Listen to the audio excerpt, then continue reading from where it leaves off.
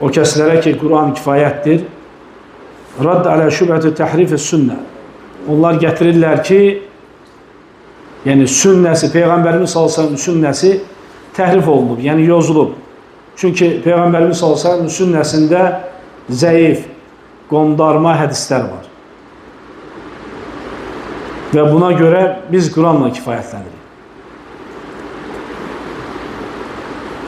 Və biləsən ki, Peyğəmbərimiz s.ə.v-in sünnəsində bəli, qondarma, bəzi qondarma və yaxud da bəzi zəif hədislər var. Lakin bunun zəif olduğunu, qondarma olduğunu alimlər bizə bəyan edir. Alimlər bəlli edirlər ki, filan hədis qondarmadır, filan hədis zəifdir, əməl olunmur, etibarlı sayılmır. Alimlərimizə dönürük də. Alimlərə döndükdə artıq biz sünnədə nəyin səhih olduğunu və nəyin zəif olduğunu və nəyin qondarma olduğunu bilirik. Çünki Buxari, Müslim kimi sünnə hədis kitablarımız var. İmam Buxari, İmam Müslimin topladığı hədislər var.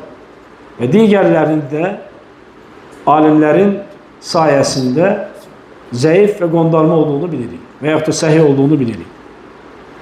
Buna qalsa, Quran-ı Kərimdə, yəni bu sünnədə qondarma hədislərin baş verməsi, zəif hədislərin baş verməsi o anlama gəlmir ki, sünnə tərk olunmalıdır. Sünnəni tərk etmək lazım. Niyə? Çünki Quran-ı Kərimin bəzi qiraətləri var ki, şəz sayılır, qəbul olunmazdır. Şəz qiraətlər var. Yəni o qiraətlər ki, onlar İslamda yeri yoxdur, etibar olunmur, sayılmır. Belə qiraətlər var, şəz. Şəz qiraətlərin olması o anlama gəlirmi ki, Qurana tabi olmayaq və yaxud da Qurana itaət etməyək, Qurana qulaq asmayaq? Xeyr. Şəz qiraətin olması Qurana tabi olmaqdan yayındıra bilməz. Və beləliklə də sünnədə zəif hədislərin olması, qondarma hədislərin olması bütünlüklə sünnəni tərk etmək anlamına gəlmir.